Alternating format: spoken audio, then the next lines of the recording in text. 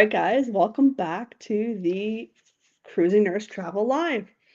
If you don't know me, I'm Ashley Neal. I am a registered nurse and I just worked a 12-hour day shift, so forgive me if I'm a little bit tired, and I'm a travel agent. So I just wanted to introduce myself. For those of you that don't know me, welcome, and for those that do, thank you for tuning in. I just wanted to see where people are from, and if you have any purpose book recently. Are you going anywhere exciting? It's kind of a good time of year to be cruising. A lot of people are sailing to warmer places. I'm from Canada, so it's kind of cold here. We just got a little bit of snow recently, so it would be nice to be somewhere warm. So February seems to be a good month people like to sail in. A lot of people have been booking there recently for next February. And I'm sailing somewhere in May, so I'll be going on the NCL Prima out of Orlando. And we'll be sailing to Eastern Caribbean, so it should be fun. I'm excited to get away from the cold weather and go somewhere warm. So anyone that's tuning in, let me know. Just reach out and say hello in the chat. Tell me where you're from, and any questions that you have, just reach out and I'll answer as many as I can. And if I don't know the answer, then I can always shoot you an email and with the right answer. So I don't pretend to know everything. So what I don't know, I can find out. So I guess what we'll start with is some cruise news this week. Princess Cruise, the Discovery Princess, actually, they have actually overbooked their cruise. So it was a 30-day sailing from Sydney, Australia, back to Alaska. It was a repositioning cruise, and they actually overbooked. A lot of times, actually, cruise lines will do the same as, say, an airline, and hotels and resorts and things. They overbook with the assumption that people are going to cancel, people aren't going to be able to go, and then they don't go with leftover cabins sailing empty. So this actually backfired a little bit for Princess this week. They had an overbooked cruise ship. So they're actually offering their sailors, who have actually, most of them from social media, have already landed in Sydney by the time they got this email with this, transfer offer, I guess you'd call it. So what they're offering these passengers, if they give up their cabin on the sailing, is they're offering them 100% refund plus 100% cruise fare for a future cruise, which is great. And like a few people have said on social media, this is a great offer and they would have taken it. But the ones that I saw and read about, one couple had flown from Texas. So they had just landed in Australia and got this message that your cruise is overbooked. If you want to rebook, we'll give you all your money back, give you a free cruise, and give you $1,500 of travel expenses to kind of accommodate. And they said it's naturally not going to make any sense for them to do that, because $1,500 wouldn't cover a flight home. They have their flight booked for the following, from Alaska back to Texas once they get off the cruise ship. So it's not going to work. But I don't know what they're going to do. I don't know what happens actually if not enough passengers give up their cabins. I don't know if they get rid of the people that are guaranteed, that booked a guaranteed cabin. That's what I would think. That's why I always tell people, don't book a guaranteed cabin, because you're probably the one that's going to get bumped off the cruise before someone who actually has a selected, secured, confirmed cabin. So it's kind of like airlines. If you don't pay for your seat selection, and you get to the airport and the plane is overbooked, you didn't pay for a seat, you don't have a seat, technically, you're going to be the first one that's going to be let off the plane. So I would imagine it's the same with cruise lines. Don't quote me on that, but I would imagine it would be the same thing. So they're in a bit of a mess. So keep that in mind when you're booking a cruise. Think about booking a guaranteed cabin. Yes, it may be cheaper. Yes, you may get, a discount, but you're not going to know what cabin you have. You're not going to know where it is, and you're getting a leftover cabin for a reason. People didn't pick that for a reason. And if they do overbook, chances are you're probably going to be the first one that's bumped off the cruise. So that's not all that great if that happens. So that was Princess. The other thing is the Virgin Voyages. This actually hits close to home So Virgin Voyages is sailing April 16th, I think it was, April 6th. It actually went sailing today. And this 5-day cruising was supposed to be going to Bermuda. But due to weather, they're actually going to be rerouted to my home port of St. John, New Brunswick. And it snowed yesterday, and it was hailing today a little bit. So passengers, I don't imagine, are very happy about that. St. John's a great city. There's lots of really good things to do. There's brew houses, there's Pickering's Pub, there's O'Leary's Bar, there's Wasted Day Brewing Company, there's Cask and Kettle restaurants. There's lots of things to do here. There's woodchucks axe throwing. They're all great things to do when you're in St. John. If you are one of the people that is actually going to be sailing to St. John instead of Bermuda. You can actually get some hoodies there too, because you're probably packed for Bermuda, not St. John. So that's a bit unfortunate. It does seem to happen sometimes, especially in hurricane season. If you're on a sailing that's going to Bermuda or somewhere Caribbean and they can't get there if there's a hurricane, they'll usually bring the ships north towards us. We're not actually slated to get a ship for another 2 months in St. John. So this is a happy surprise for us as a cruise port, but probably not so much for the passengers on there. So I do kind of feel bad for them. This happened last year. There was a sailing, the Aqua actually was supposed to go to Bermuda last September, and it ended up in St. John. So instead of going to Bermuda, it ended up in St. John, Portland, and I think Boston ports instead, which again was, a big difference. There was a lot of people from St. John and surrounding areas on that ship going to Bermuda, and they ended up back here in St. John. So, like I say, St. John's a great city. There's lots to do. If you are sailing here at any point, reach out to me via email, send me a message, follow me on my Facebook page, which the QR code's in the top there. It's the Cruising Nurse Travel is my Facebook page. And also the website is thecruisingnursetravel.com. So you can feel free to reach out, and I'll give you some, some insider tips on St. John, New Brunswick, where I'm from, so I can give you some pointers on things to look at and things to do. Another thing that we were going to talk about is Tampa. Tampa has started a new cruise port. They're actually starting a new terminal construction, and they feel it's going to be done in 2029. They've had a lot of increase in their sailings out of there recently. A lot of people are enjoying sailing out of Tampa. The hotels are close. The port is easy to access. It's not as busy as, say, Miami, which is becoming increasingly busy with traffic and just chaos there. So people are really enjoying sailing out of Tampa. Now, normally there are smaller ships that sail out of there because just the area is not deep enough for the bigger ships, the channels and whatnot. So they are going to look at deepening them a little bit. So they're going to be able to bring in larger ships. They're not going to be able to ever bring in like the large mega ships like your World Americas and your Icons of the Seas and those kind of things, but they'll be able to bring in probably medium-sized ships, which will draw more people to the port and fuel more, passengers sailing out of Tampa.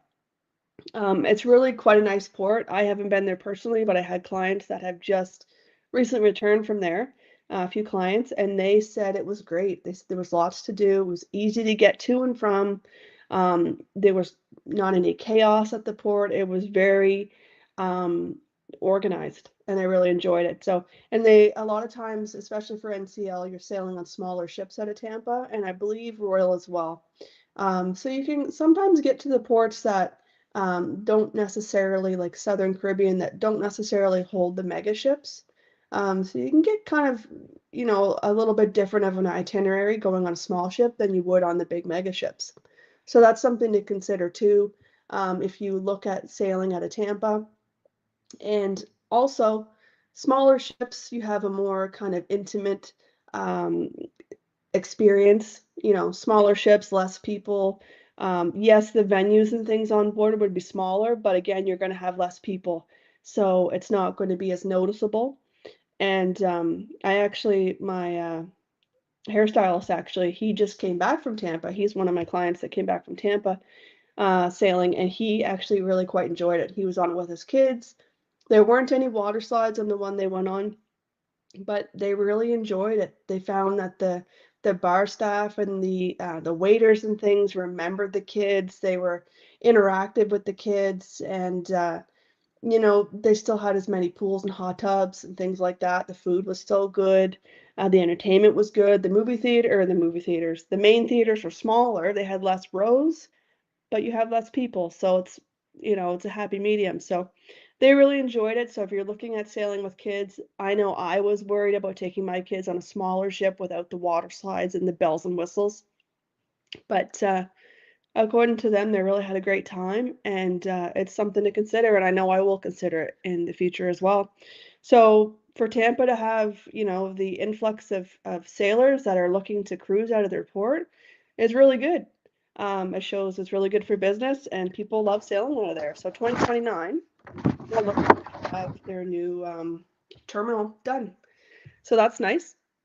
On the other hand, Philadelphia was supposed to have their new cruise terminal finished for the sailing April 16th on the NCL Jewel was going to be the first sailing out of there. They have met some delays, and they're pushed back quite a bit, I guess, for their finishing of their new cruise terminal. So anyone that is sailing on the Jewel, the NCL Jewel April 16th sailing, you will have to actually check in at a hotel. It's the Clarion Hotel. It's about 15 minutes from the port. And they will actually shuttle you from that hotel to the port. And then you will go through, like a tent for security, and then walk outside to go then get on the ship.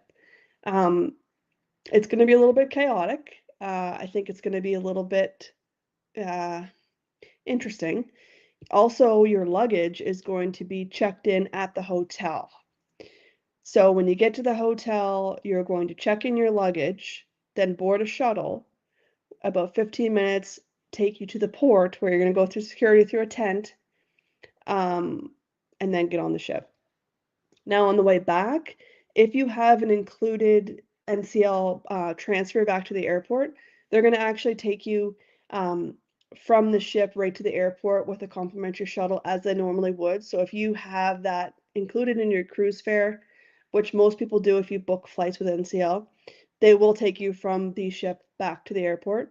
However, if you do not have that, you have to actually take a shuttle back to the hotel, the Clarion Hotel, and then at that point you have to find your transportation from there to the airport or wherever you're going after that.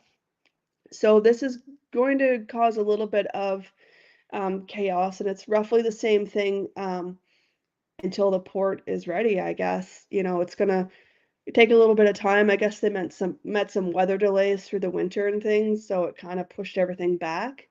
But sometimes that happens and you just kind of have to roll with the punches. It's no different than if you meet bad weather on a cruise and you end up in St. John or you end up in Boston when you're supposed to go somewhere warm and hot.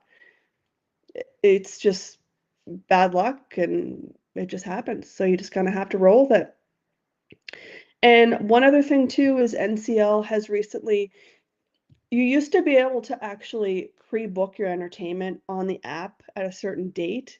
So your game shows, your main theater shows, those kind of things, you could always book them before you got on the cruise, or some of them anyways, you could book. They've since gotten rid of that as of April 1st. You cannot anymore book your shows before you get on the cruise. So it's just one more thing that's going to add that extra layer of chaos, I guess, for that first hour once you board the ship.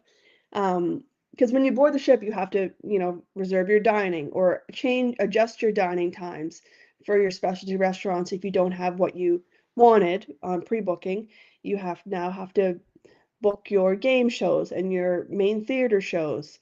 You need to get your cruise card and get everything organized. There's a lot to do, and you have to do your muster drill.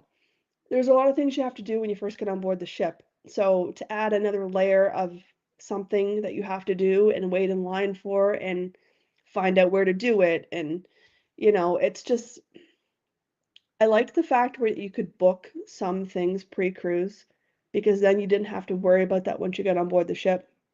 It was one less thing to worry about. So I don't know if it's a good thing or a bad thing. Personally, I liked doing it on the app. So let me know in the comments if you guys think that this is a great idea, a bad idea.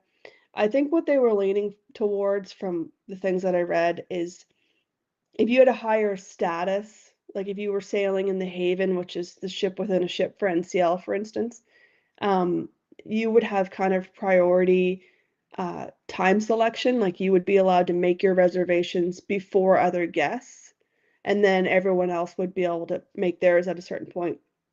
So I think they're trying to make it kind of an even playing field for everybody on the ship. Not that if you have the most expensive ticket on the ship or the most expensive room, you're going to get a higher odds of getting the main theater time that you want, which I get, but it's still nice to be able to book those things and know that that's done before you get on the ship.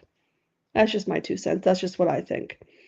But yeah, so I mean, I don't think there's a whole lot else cruise news related. I mean, there was something about Carnival increased their drink package and gratuities. Um, they increased those recently.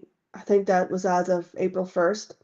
So I mean, you have to wonder if these other cruise lines are going to increase their gratuities as well. This is another reason that when I book clients, I tell them to, if you can, pay your gratuities before you get on the ship, um, or with your final payment, because if there is an increase before you sail, then you don't get affected by that, right? If you wait and let your gratuities be charged once you're on board the ship, and there's an increase in gratuity, then you get hit with that. Plus, if you're Canadian like I am, then you also get hit with the US exchange fee as well, which is not great unless you have an American credit card, which a lot of people do. But if you don't, you get hit with that. So it's kind of like a double whammy. I know with NCL now, with their Free at Sea Plus package, including the gratuities in that package, I think is great, because that kind of alleviates that. If you book an NCL sailing and you book it with Free at Sea Plus, you have your daily gratuities included. So once you put that deposit down on your cruise, you're locked in. So if there is an increase in the gratuities from that day on, it doesn't matter. It won't affect you because you are locked in. If you don't prepay those gratuities and down the road there is an increase in it, then you will be affected by that. So these are just things to consider. I mean, it really, whatever works for you guys. Some people don't want to pay that extra fee right off the hop, and they want to wait for it to be charged on board. I usually just let them be charged on board. Well, I used to at least, and then recently I've started paying them before I got on the ship, just in case. So, okay, let's see, Amy here. Let's see. If you end up buying CruiseNext credits on board, you often get onboard credit that can be used to pay your gratuities. Yeah, that's a good point. CruiseNext is something I think I talked about last week, and it is something that you can buy only once you're on board with NCL. And depending on how many credits you buy, you can buy up to $1,000 a passenger, I believe, in the cabin. Will determine how much onboard credit you have for that cruise. So when you do this, you want to buy them when you first get on board the ship or soon after, because you need to use that onboard credit that sailing. So you don't want to let that go to waste and buy your cruise credits, towards the end of your cruise, and then not be able to use them fully. So, but you can use that for your gratuities as well, if that is something that you'd like to do. And with the CruiseNext credits, you can always apply to most times always balconies, but not always insides. But they do actually offer triple up promotions a couple times a year. They just have them recently. It just was, I think, a couple weeks ago, and so you can apply 3. So even if how it works, if you buy CruiseNext credits on your next NCL sailing, you automatically get onboard credit for that cruise that you can use. So say you bought 4 credits for CruiseNext credits, you would get an allotted amount of onboard credit to use on that cruise. And then when you get off the ship, you book a new cruise. You can apply, if you book a balcony or above, you can apply 2 of those credits to your sailing. So that can be used for your deposit or towards the principal on your cruise. And then when there is a triple up event or promotion, you can actually apply a third one. Even though you've already booked it, you don't have to apply all 3 all at once. You can apply that third one whenever there is a triple up event before your final payment. So that's something to look at. I know that I have clients that have, Cruise Next credits, and they get them every cruise, so they use them as they come. And whenever there's a triple up event, I just kind of have a little list of my clients that have them, and I kind of just throw it out there. There's you can add another one to this cruise if you want to. You don't have to, but it's an option. So that's something to look at for sure when you're on your next cruise. Just go to the desk and just ask about it, and see what your options are. So yeah, that's pretty much all I have, guys. Any other questions, just throw them in the chat. And otherwise, I'm going to tell you what my cruise deal of the week is. It is going to be the February 27th to March 6th, 2027 NCL Luna sailing. So this is a brand new ship, and it's going to be sailing from Miami to Roatan, Harvest Caye, Costa Maya, and Cozumel. And this price I have, if you would like to have a balcony cabin with free at sea and flights, I have my flights priced from St. John, Halifax, and Toronto, and Ottawa. They can be priced anywhere in Canada, United States. I am a travel agent. I can book anywhere in the world, any cruising, anytime. But for a balcony cabin with your beverages, with your flight from those ports, is $29.93 per person. Now this price is only good until the 16th. I have a few clients that have already booked on it, and a couple more, in the wind thinking about it. But it's a great deal. It's a brand new ship. It's going to be a great one. It's got some good ports, and yeah, I think it's going to be a great ship. So if you would like to book this, just send me an email or follow me on my Facebook cruise page, the Cruising Nurse Travel on Facebook. And also I have some insides as well. They're $27.22 a person. So that's something you can look at. Also, we can do no flights if you'd like. No flight option, that's also an option. And as I said, you can book flights anywhere in Canada, United States. Most major airports NCL will fly out of. The only place that in Canada that I know of that they don't fly out of is Newfoundland, which is unfortunate because I have a lot of Newfoundland clients and they love to cruise. And unfortunately, NCL does not yet fly out of Newfoundland. So that's it's disappointing, but they might get there someday. So anyways, that's all I have, guys. I really hope you enjoyed it. Thank you very much for following, and follow, like, and subscribe on my YouTube channel. Don't forget to do that. And reach out with any cruise questions. If you have cruise questions, if you want to book a cruise, just email me, send me a message on Facebook. I'm here all the time. So I will see you guys next time. And I am Ashley Neal, the Cruising Nurse Travel. See you guys.